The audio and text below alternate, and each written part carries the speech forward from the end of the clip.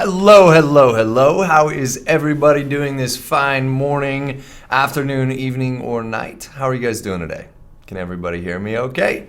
I am your teacher, Joshua Porter. I am live out of the Spokane College of English Language here in sunny Spokane, Washington. There was an awesome thunderstorm, thunder and lightning last night. And so now I woke up to this beautiful sunny day, and the air is clear, crisp. It's a good day to be teaching English.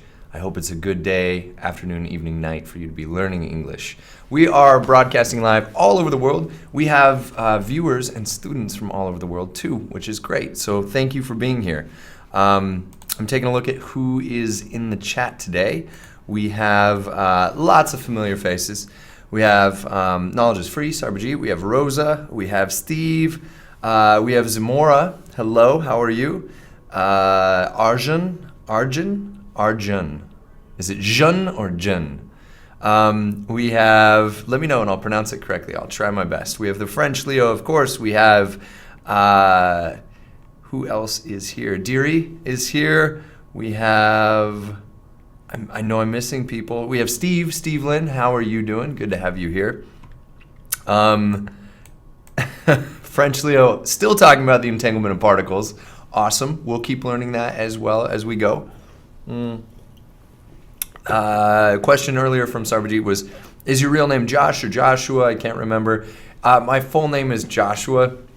Josh or Joshua is fine though. Either way, I do not mind. All right. So, and we have, who else jumped on? Steve said hi. Nora's here as well. Nora, hello. How are you? Jumped in the chat there. We probably have a lot of viewers that are not in the chat also. Malik is here. Hi. And Samo, hello. I'm trying to make sure I get to all of your questions that you're asking in the chat right here. Nora feels like something scary is happening in the chat. We had some abbreviations going on earlier. Sarji put his guess on pronunciation. The pronounced like a-re-jun.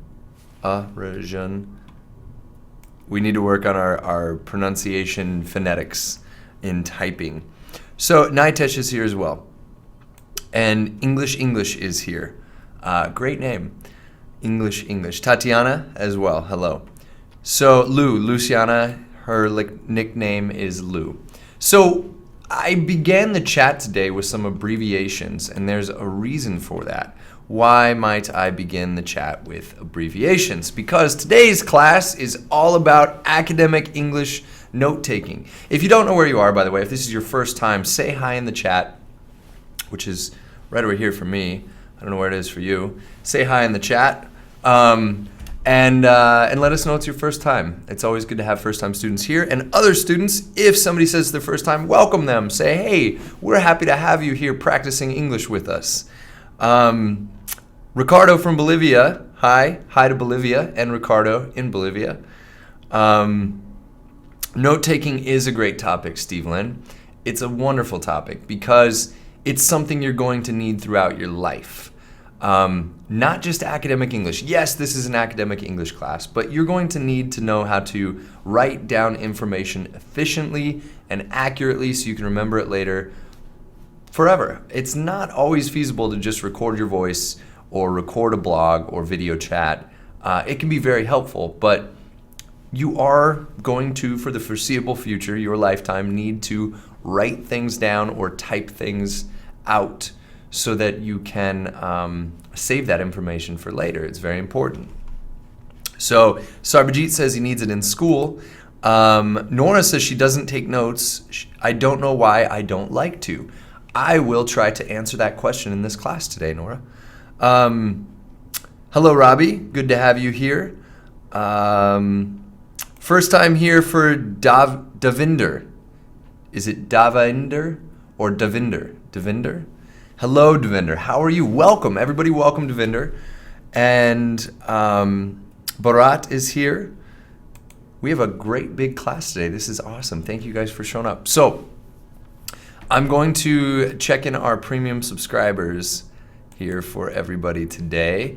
This, of course, is the landing page. If you become a premium subscriber, you get access to this and our library of wonderful classes and some learning tools. There's lots in here. It's really cool. It's well worth it. It's the most affordable English education you're ever going to get for this quality of education. I'm going to check in our students here and take attendance, and then we're going to start the lesson. So I have a page open for notes today. Steve says, I've been using a method called the Cornell note-taking method. We're going to look at the Cornell method. Absolutely. I like the Cornell method. I've used the Cornell method. I've used other methods too. But we will take a look at that. So I'm glad you're familiar with it. Ali says, I don't take notes also. That's okay. You might want to after this class. I hope you want to after this class. Rosa says, what can I do when I don't understand some words in a video or a recording, but I need these words in my notes? There's a few different things you can do. The speech-to-text technology is getting better and better every day. You can try that. That sometimes works. And I can share with our premium subscribers some links to different resources that are available later on. Oh, Swetha, it's the first time. Everybody say hi to Swetha. Patricio says how to improve speaking. Practice. That's how we improve speaking. Always practice. But you could also join in some of the classes that do more speaking exercises.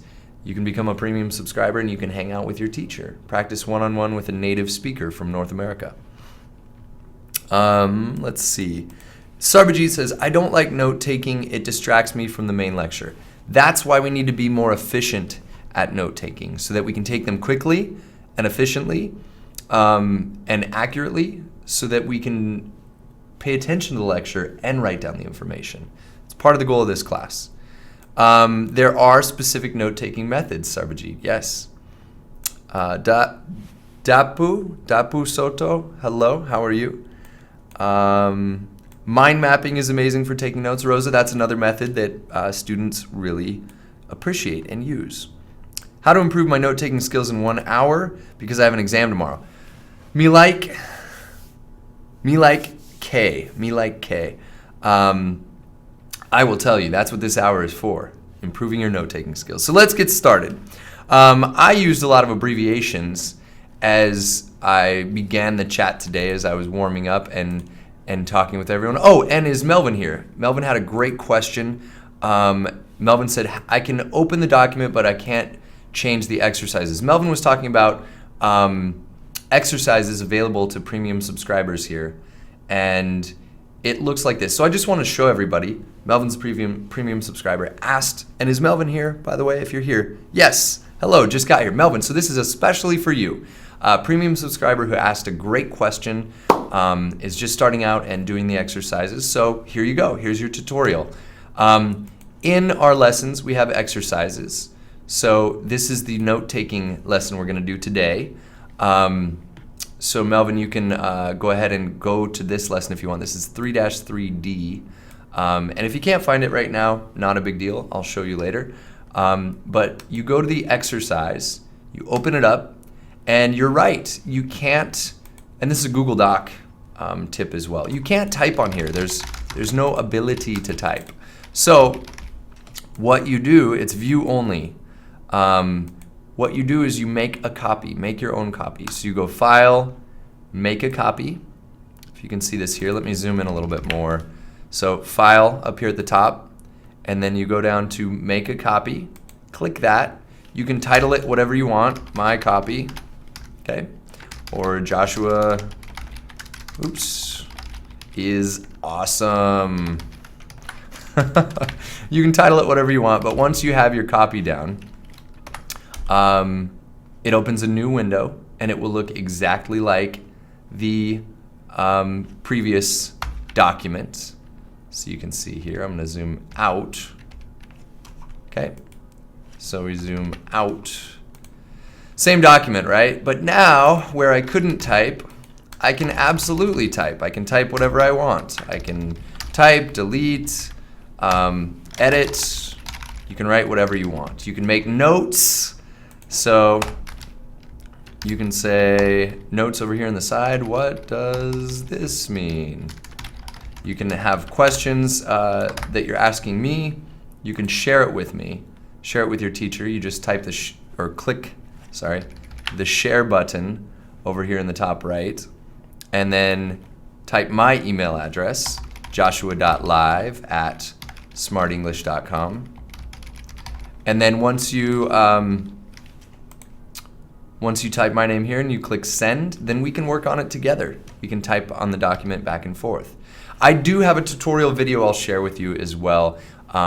Melvin, if you have more questions, or anybody that needs to know how to do this, I'm happy to share that with you. So that's how you make a copy of a Google document to complete the lessons. Hope that helped you out a little bit. Okay, more great questions in the chat. Sarbajit asks, going back even further. Okay. What can I do when I don't understand some words in a video? Oh, that's earlier. I think I answered that question. Why do people take notes of a lecture when they can't understand or remember the lecture? I'm not sure I understand your question, Sarbajit. Why don't people take notes of a lecture? Why can't they just understand and remember the lecture? Well, I do understand your question. But not everybody has that effective of a memory. And even when people think that they have that effective of a memory, it's not always true. They've done a lot of experiments where they will have, this happened to me in 5th grade. Here's a great story. In 5th grade, there was a teacher that taught a class down the hall. He was not my teacher or my classmate's teacher. But my teacher that was leading the class said, "Oh, excuse me for a minute, I have to leave the room." He left the room.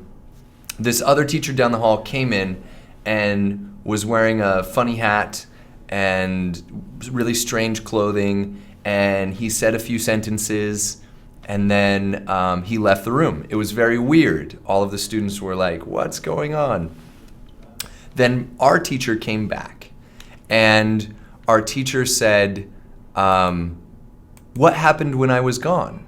And of course we're like, "Oh, Mr. blah, blah, blah came in and was acting crazy and this and that." And then our teacher began to ask us questions. He began to ask us, what was the person wearing? And we all remembered that he was wearing a hat, a silly hat. And he said, "Okay, what color was the hat?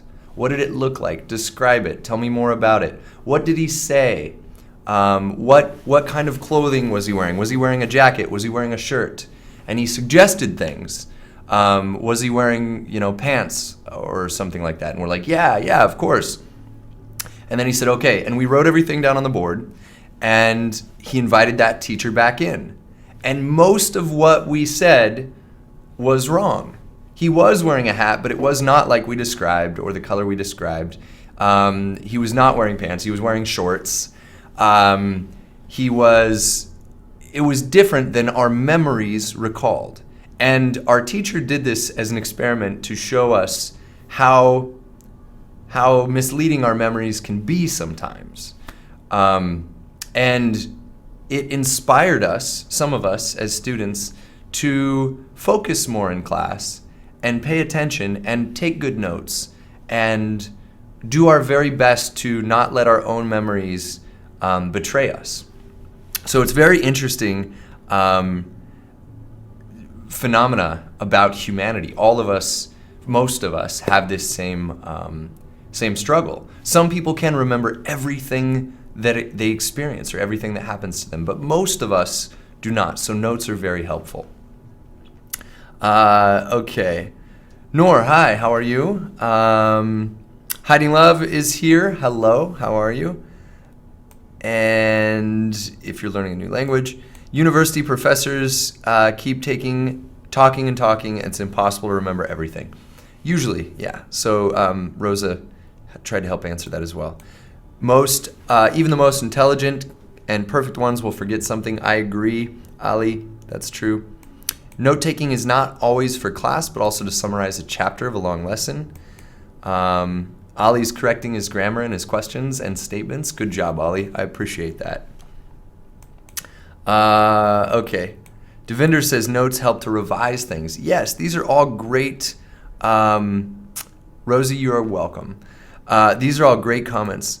Can anyone ping me to the link to make a copy of the document? You're late here. Lokesh, I'll send a link to the document to all of our premium subscribers. And let's see, how do we speak in a speech?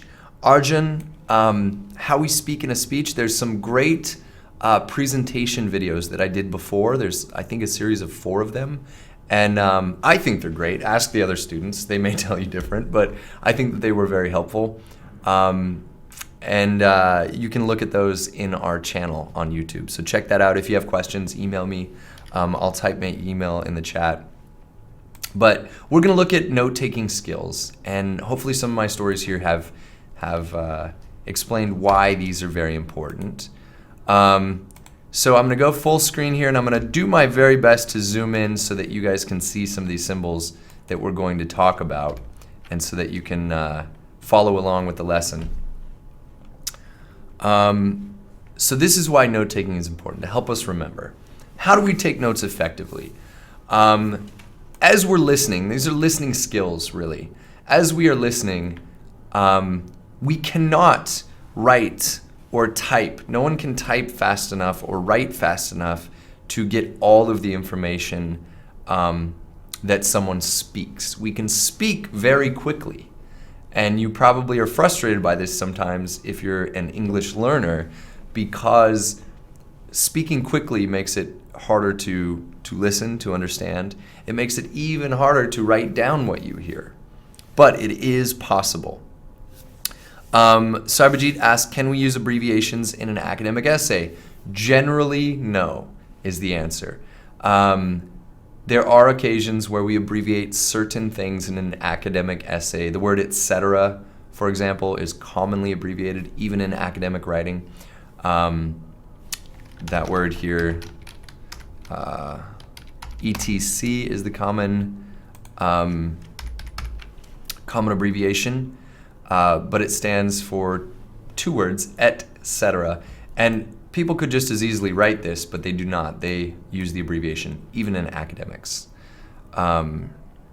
So that would be one example that I could use for you. So back to our lesson.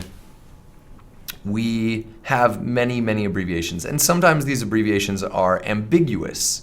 Ambiguous is a word that means uncertain meaning. So we'll go through some of these and we'll clarify if you have questions. Other questions. Each student has a distinct learning strategy. Yes, and each student will benefit from different note-taking skills, but these abbreviations are symbols and shortened words that can help all of us no matter what our note-taking strategy is. So this is something that will help all students that we're going to go over today. Anyone interested in interpretation? Note-taking is super important. Yes, Steve Lynn, absolutely. On the weekends, on Saturdays, myself and some other instructors from a college here in, a university here in Spokane, Gonzaga University, we work together to train medical interpreters. There's a governmental agency that tests interpreters for medical appointments, and we offer these free classes on Saturdays to train and prepare students to take this medical interpreter test, and abbreviation is a big part of it. It's a very good job and a high-paying job if you become a medical interpreter, but you do need to have note-taking skills. That's part of it. Yes, Sarges, you can use etc in an academic essay. I would accept it from one of my students, I can tell you that. There may be very picky professors that would say, no, I'm sorry, spell out the word, no abbreviations. It would surprise me though. It would be unusual. I believe most professors, most instructors, teachers would accept some abbreviations like etc. How do abbreviations help us? Arjun, great question. In note-taking, they help us by writing information quickly so that we can still listen and pay attention to the lecture or the information. Note-taking does distract you. Kishore has a great question. Does note-taking distract you from listening? Yes, but if you can take notes quickly, your distraction is less also. So taking notes is distracting, and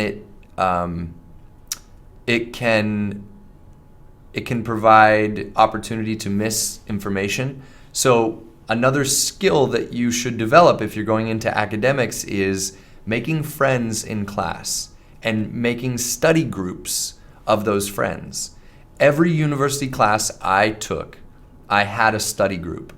I approached other students, or they approached me, and we discussed the benefits of meeting after class for coffee or food, and we would sit and talk about the lecture. We would compare notes. So I would say, here's what I wrote.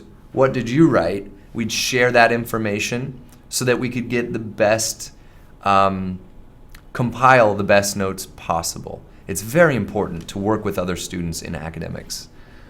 How do you manage listening and taking notes at the same time? Abbreviations is part of it, symbols and abbreviations, so that you can take notes more quickly. So of these symbols here, we have abbreviations and symbols. What is the difference between an abbreviation and a symbol?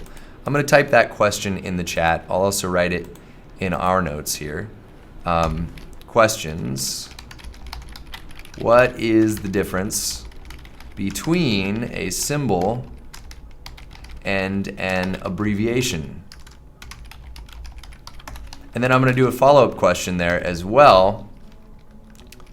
What is the difference between an acronym and an abbreviation? And I need to type a little bit more slowly there.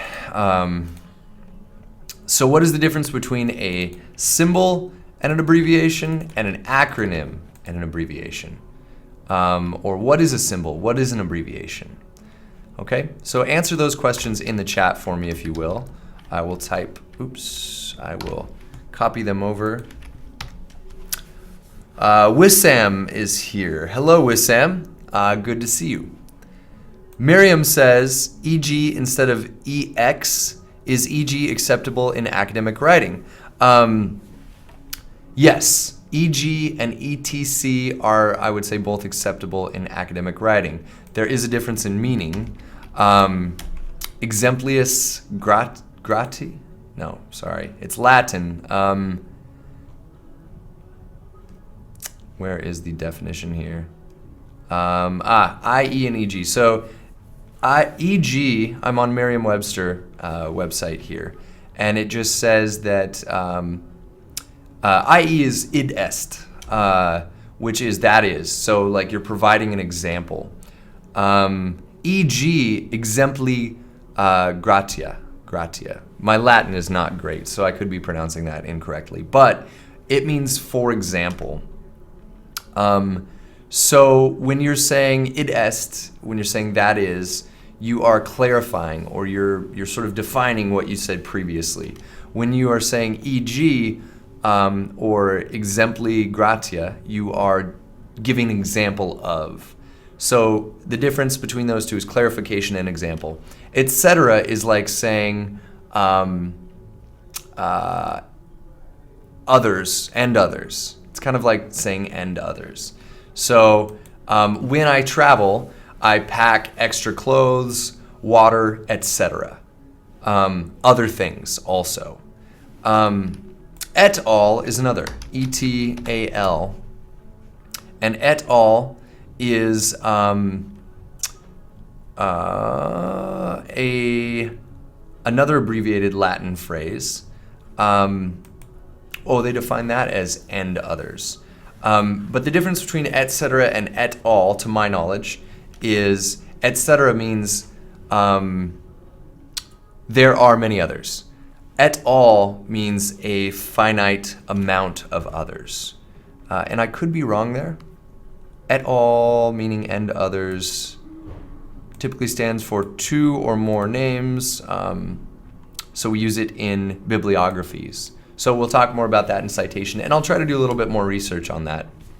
But Latin phrases like et al, et cetera, id est, these are all common in English academic writing.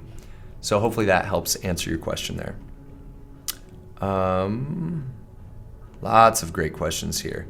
Can we use the listed abbreviations in academic writing? These ones, no. These are not all in our lesson today for use in academic writing. Some, like percentages, yeah, absolutely. Scientific papers, you're going to find abbreviations when it comes to measure, weight, distance, duration, time, percentages. You will see that in academic writing. Kishore, we have to make a choice. It depends on personal learning style. That's good advice, Steve. Yes.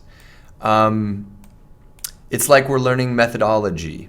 Yeah, this is methodology for study, for academic study. Okay. Lokesh would like to add one more note. We can use a flowchart kind of diagram with abbreviations to take notes. Yeah, flowcharts are good in notes as well. So let's see if anybody answered my question here. Kishore says, which one do we compromise more, listening or taking notes? That's a difficult question to answer. If you have a good memory, certainly compromise taking notes. If you compromise listening, what are you really doing there, right? If you compromise your listening completely, you might as well not show up and stay home and play video games. So try to compromise note-taking where you have to, but the whole goal is absorption of information. So you want to retain and keep that information that you get. Hopefully that helps. Abbreviations are short forms of words, and symbols symbolize a thing. Arjun, that's a good definition, yes. So I'm going to write down students' definitions. I'm just going to copy them from the chat here so that all of our premium subscribers can share these great answers. I'm going to bring in my... Right here you notice, I'm going to point something out. I'm doing a couple different things. I'm using a different font. I am also using bold and indentation to separate information.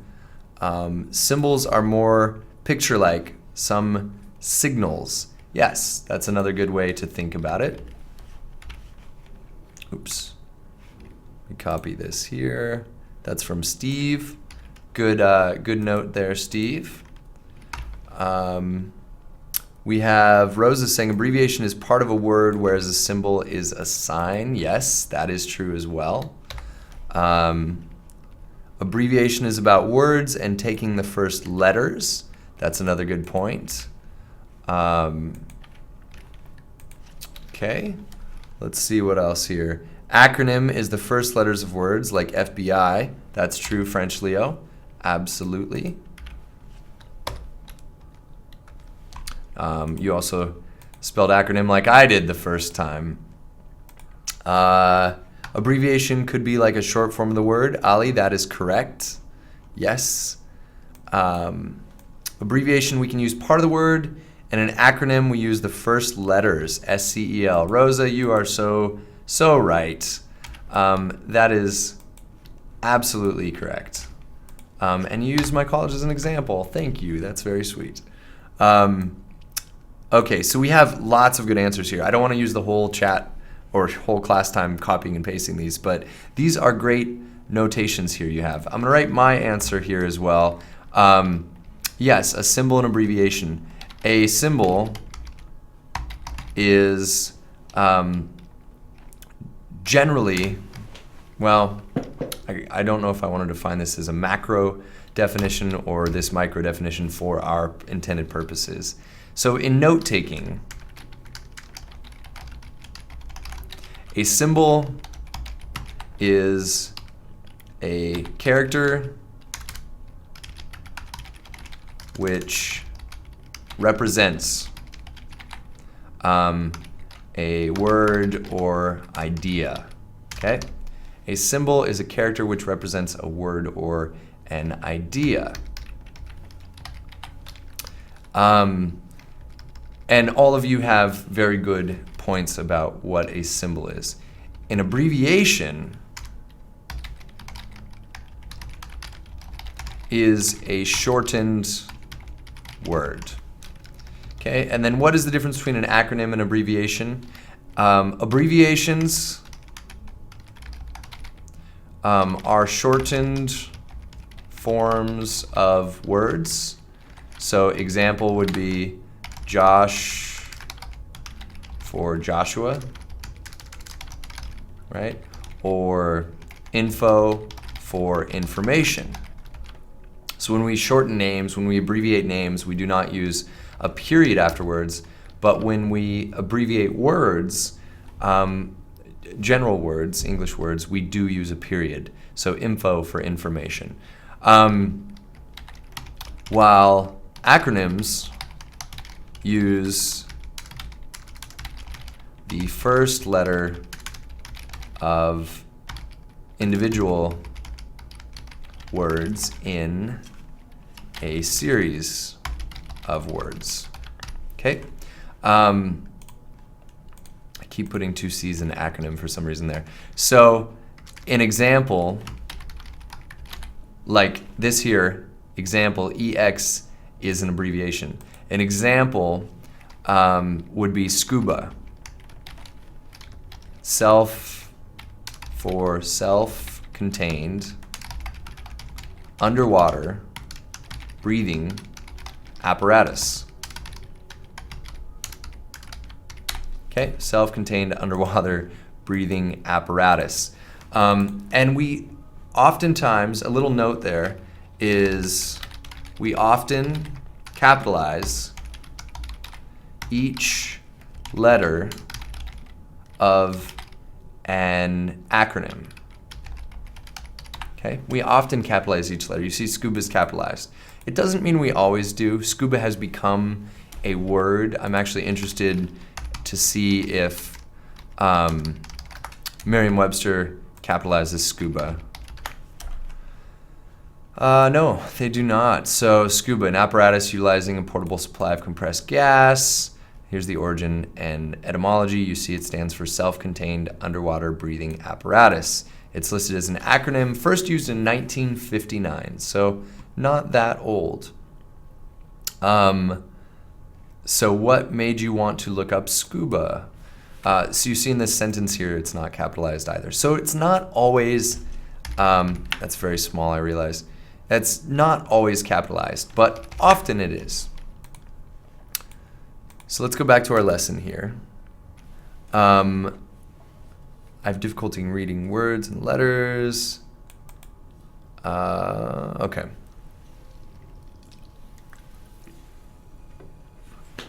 I agree. Steve says difficulty reading words all in capital letters. Generally speaking, I would advise students not to type in all caps, capital letters. We'd say don't type in all caps. CAPS is an abbreviation for capital, capitals. So yeah, I would agree. Sometimes it can be difficult to read. An abbreviation is generally, okay, we're still defining those. Okay. French Leo's right. We use symbols and signs with math or chemical molecules. Excuse me. So in scientific papers, academic papers, you will often see symbols and abbreviations. Okay, so I am going to jump in here and systematic way. Okay, you guys have great comments. I wish I could address every single one, but I'm going to jump in here and start talking about some of these abbreviations. And I want you guys to stop and ask questions if you have questions about a specific one. EX stands for example. For example. And it looks like this is as much as I can zoom in right now. EX is for example. LBS is for pounds. Pounds is a measure of weight that we use in the United States and I think a few other countries. It's primarily in the United States. In other locations, we would talk about weight in terms of grams, kilograms. Feet, FT, is also a measure used in the United States here. You will see pounds and feet in academic writing in English. Pounds per square foot is an example of terms of pressure. How many pounds per square foot of pressure is exerted? You'll read that in science articles, journals, magazines. Kilograms is, of course, metric. You're probably familiar with that. Most countries in the world use base 10 metric system, which I prefer to as an American. I wish America would switch to base 10. It's smart. I like it. DR for doctor. And these are often very useful in text message and Facebook message. You can say a lot in a little. You guys use acronyms and abbreviations all the time. NASA, National Aeronautics and Space Administration, is an acronym. Thank you, Tech Touch. Pluxo says, could you please explain the meaning of acronym abuse? Acronym abuse is probably a word or a phrase that describes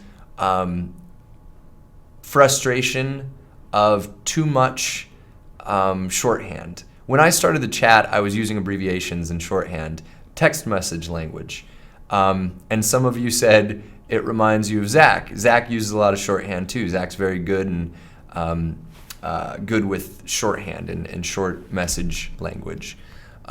You kind of have to be these days because so much of our communication is through text message and Messenger, Facebook, WhatsApp, all these different chat services, Instagram, Snapchat. These are all locations where we communicate through shorthand. 1 pound is 500 grams. I think that's about right. 2.2 kilograms is a pound. Excuse me. 2.2 pounds is a kilogram. I forget the conversion. Let's look it up. Kilogram to lb. 2.2 pounds is 1 kilogram. So yeah, 1 pound is a little bit less than 500 kilograms. I love English. Larissa, so do I. I love English too. We have something in common. That's great. Do we all love English, everybody? Is everybody listening in love with English? It's great, isn't it? We're allowed to communicate and we're able to communicate through this language. It's fantastic. Learning acronyms, Kishore says, is a great way to remember material forever. That's called a mnemonic. And yes, there are many mnemonics. Fanboys, for example, is an acronym that helps us remember coordinating conjunctions. Mil for million, cm for centimeters, L for liters, and liters, again, metric system. YR or YRS for years, S America for South America, CENT for Central, like Central America. You can abbreviate chocolate, perm for permanent, sil for cylinder, percent, this is the percent symbol. So these are abbreviations. Here's some symbols. Percent, this can mean and or per. When I said kilograms per square foot, let's see if we can see a visual representation. Kilograms per square foot, per meter squared. So here's an example. Kilograms per foot squared to kilograms per meter squared. So this is how we would type. Let me zoom way in here. Oops. Kilogram per foot squared, we would type, let me just do it in our notes here. kg per ft2. This here, I'm gonna make this bigger, our fonts, bring it way up. So this would equal kilogram per foot squared. Kilogram per foot squared. Kilogram per foot squared is, this whole phrase here is symbolized by these abbreviations and symbols. It's great. You can compact information into a small area, and it's very, very helpful. Hightum is here. Hello. Good to have you. I love how everybody says hi when somebody new jumps in the chat. It's great. English is a strategy of thinking. How? I don't know that I would say English is a strategy of thinking. English is one mode of thinking. You can think in English. You could also think in French or Arabic or Spanish. I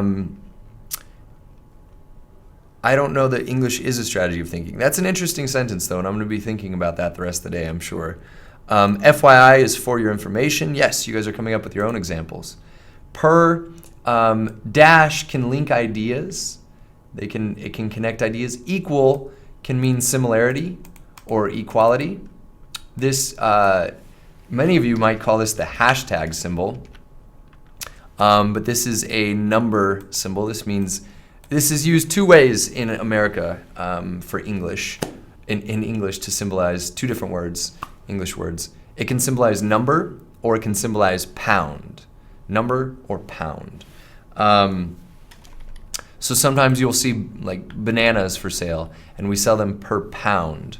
So you might see something like in a grocery store, bananas, $3. Oops. Now let's do a realistic number. In America, bananas might be 29 cents per pound. So you could write that this way. This would be the same as bananas. 29, not even sure where the cents symbol is on the keyboard. I never use it. Let me just take it from Google search. Cents symbol. Here we are. So just copy that and we're gonna paste it right here. Cents, 29 cents per pound. So these two sections of type mean the same thing. 29 cents per pound, 29 cents per pound. We could also write them like this. Per pound. 29 cents per pound. LB and the pound symbol. Oops. 29 cents per pound. These essentially are all the same thing. So you might have a preference. You might like to write it one way and not another. But in grocery stores in the United States, you might see any of these. And they all essentially convey the same meaning, the same exact meaning. They're sort of synonym phrases, synonym collections of symbols. So pound, CO2, carbon dioxide, familiar element, right? O2, if we just have right here, O2 is oxygen. W slash is with. A slash B is about. So if we typed A slash B, it stands for about. You notice I use the equal sign here for meaning. This about and this is about. It means the same thing. These are equal in terms. AB in notes means about. If anybody sees that in an English notes, they're gonna read that as about. And when you read notes, you read them fully. You would say about. So if I have a sentence that looks like this, I learned about math. Learned about math. I would read this sentence and I would say, I learned about math. We would not say, I learned A/B math. We would say the word about. So that's important. Great questions in here. Or hashtag. Nor points out that the pound symbol or number symbol we would be familiar with as hashtag. Yes, exactly. So it has brought on the meaning of hashtag. And I'll put that on here. So this can mean, it can mean number, it can mean pound,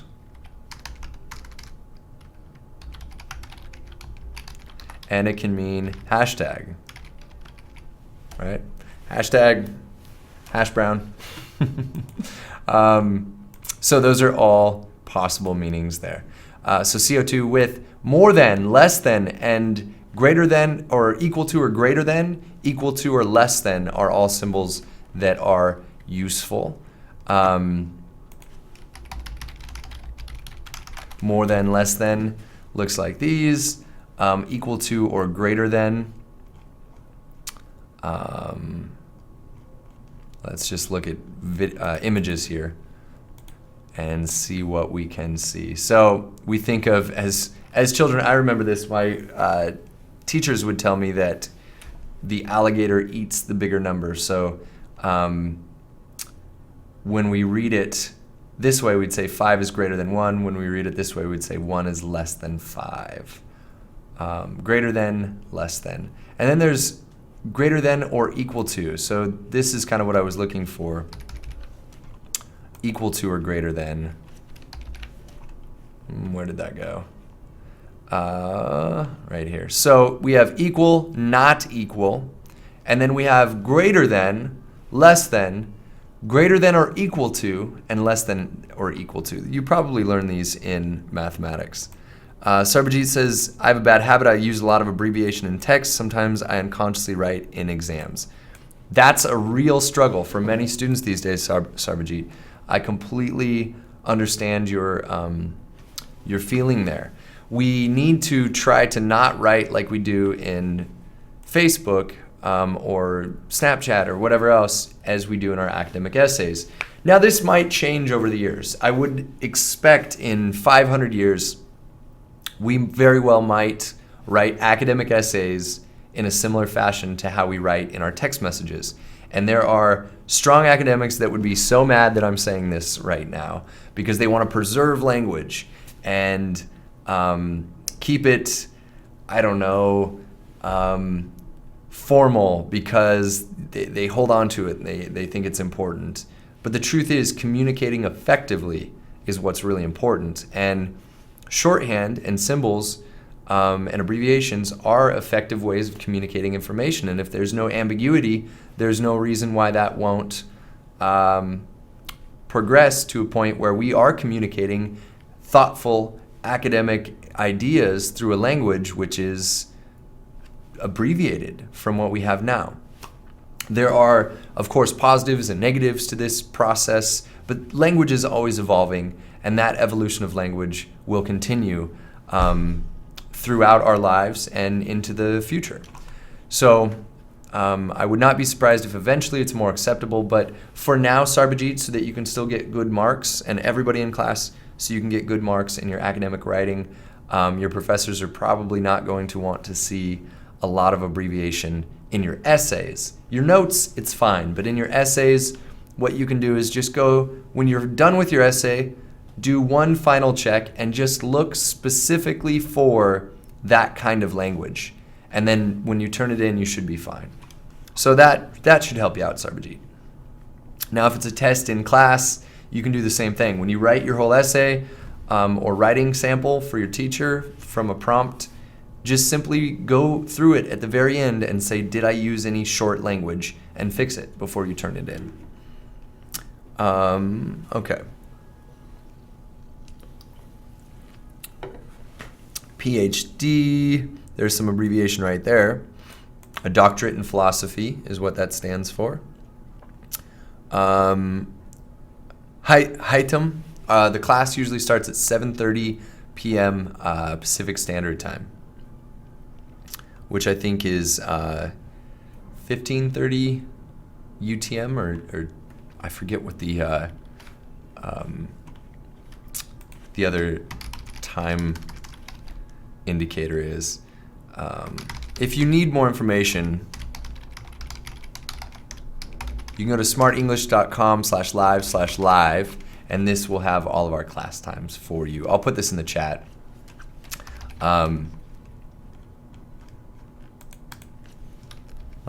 Live. So here are the Smart Live classes and the times.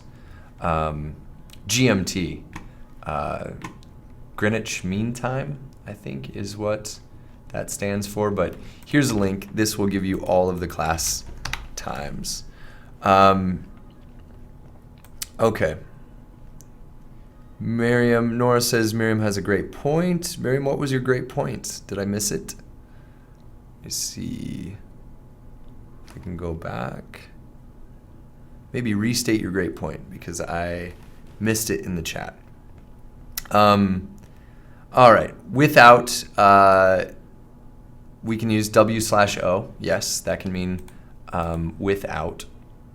Here are some more abbreviations. Approx for approximately, B4 for before, BC for because, B/C, C for century, DIFF for different, or difficult, excuse me, difficult.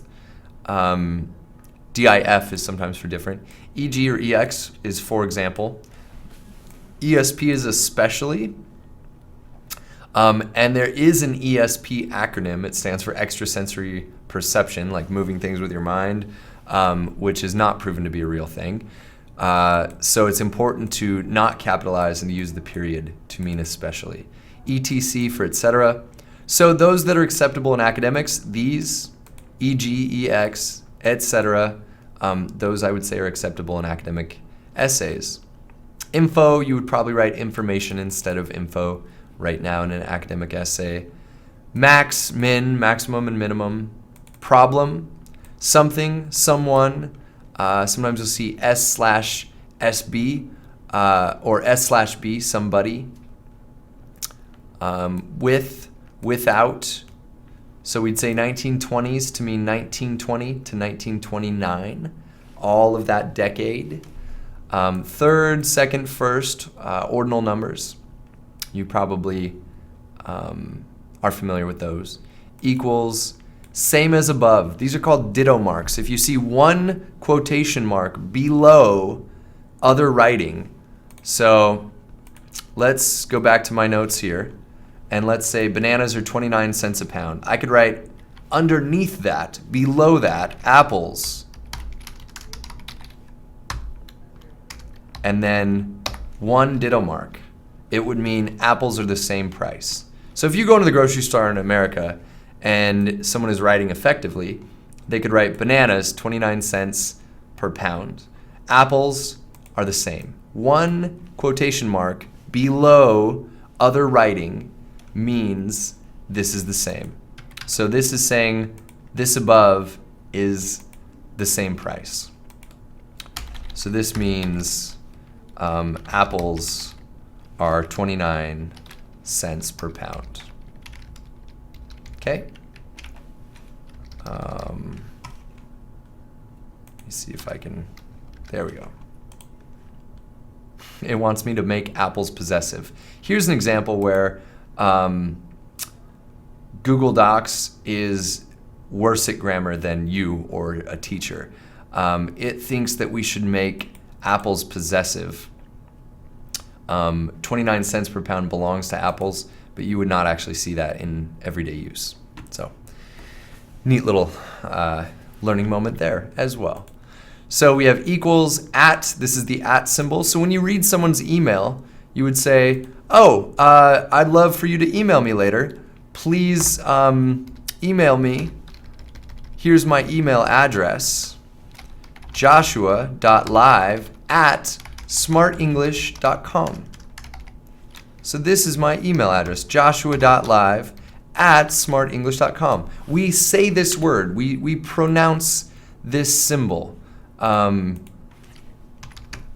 We we can pronounce many different things. That we can pronounce punctuation marks on occasion. So if I'm reading this out to someone over the phone, I would say, oh yes, my email is joshua.live. Here's what I would actually read, joshua.live@smartenglish.com. So here's the words that I would speak if I was going to read my own email address, joshua.live@smartenglish.com. The period can be called many things. It could be called a period. It could be called full stop, more of a British term, British English. Americans don't say full stop. Or it could be symbolized a dot. Dot is that symbol. That's what we call it. It's a dot. So joshua.live@smartenglish.com. So this hopefully helps you understand how we pronounce the notes that we write. Okay. So everybody is saying we have to go. It is that time, unfortunately. For premium subscribers, you do have homework this week. Your homework is to review this lesson and then do the exercise. So what does the exercise look like? This is the exercise. You have symbols here and the meaning to those symbols. You also have spaces here. Listen to short passages and take notes. Try to use as many abbreviations and symbols as you can. So you see number 1, 2, 3. Let me zoom in a little bit here. Take notes, number 1, number 2, number 3. These correspond to this lesson here. If we are scrolling down in our lesson, there are 5 videos. There are 5 videos where we learn about different not videos, listening exercises. So these are like micro lectures. They're little lectures. This one's 21 seconds. This one is 24, 34, 50, and 46. So let's listen to just a little bit of this and then get an idea of what kind of notes you will take, okay, before we go. Number 1. Grasshoppers are common insects which are approximately 5 centimeters long and, as the name implies, can be found in dry grass which they hop around in. They have 4 wings, 2 large compound eyes, and weigh in at up to 2 grams.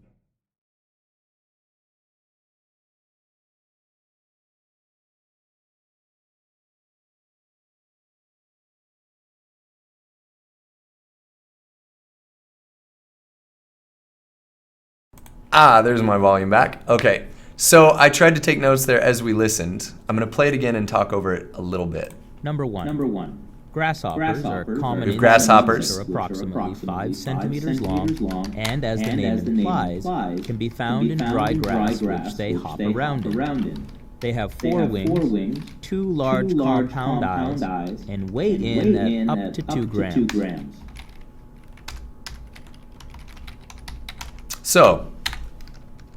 So I amended my notes there. You saw the first listening what I was able to write down. Grasshoppers, that's the subject, right?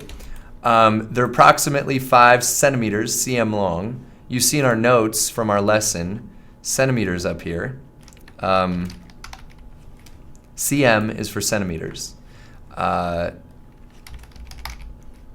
then compound, we heard a lot of words there that we actually have to write the word. I had to write compound because there's no symbol that easily represents compound.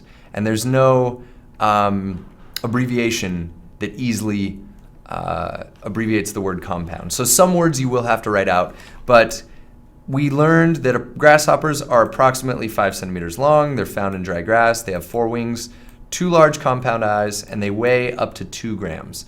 I thought it was important to say approximately 5 centimeters because approximately means about. Could be smaller, could be bigger, could be shorter, could be longer. The first time I listened, I only wrote 5 centimeters long. There's an example where maybe I wrote 5 centimeters long and someone else wrote approximately 5, but they didn't get the unit of measure. 5 inches, 5 centimeters, 5 meters. How big is this creature? So this is what I want you to do. I want you to try to make notes similar to this. And I'm going to leave these for our premium subscribers in this exercise and our notes, which I will share with you. But I'd like you to make your own copy and to take notes on all of these listening examples and then share those with me before the next class, okay? So please do that. If you have questions, you can email me. Once again, my email is in our class notes. I will put it in the chat one more time as well. So if you have questions, you can send me an email there. Otherwise, I think we are finished with our note-taking lesson for today. If you guys want to do another note-taking class later on, let me know. I'd love to fit one in. But our next class scheduled, we're going to go over two different groups of 2 classes each on academic reading and academic writing again, because those were the requests from some of our students who watch every week. Last week I called out and I said, hey, what do you guys want to learn about? Send me ideas. And many of you responded, and that was the bulk of the response, was we want to learn more writing and reading and analysis skills. So we're going to go over more of that. But thank you guys so much for being here. You guys are wonderful students. I am so lucky to be your teacher. It's really, really awesome that we get to come here and meet every week and learn together. I have the best classroom in the world because our classroom has no walls. We get to come together here from wherever we are, whatever house or coffee shop or apartment, or maybe you're just on a bus somewhere watching our class, our Smart Life class. So wherever you are in the world right now, and whatever time it might be, thank you for being here, for being a smart English student and attending our Smart Life classes. I'm Joshua Porter, and I'm grateful you guys are all here with me today. So good morning, good afternoon, good evening, and good night to all of you. Bye-bye. And sorry, here is a short message from Sean. Hi everyone, thanks for watching the video. If you enjoyed it, please subscribe to our channel. Also, if you want the full experience of being a student in a Smart Live class with things like homework and teacher feedback, follow the link and become a premium subscriber. Also, if you want to see more videos from this class, check out our playlist.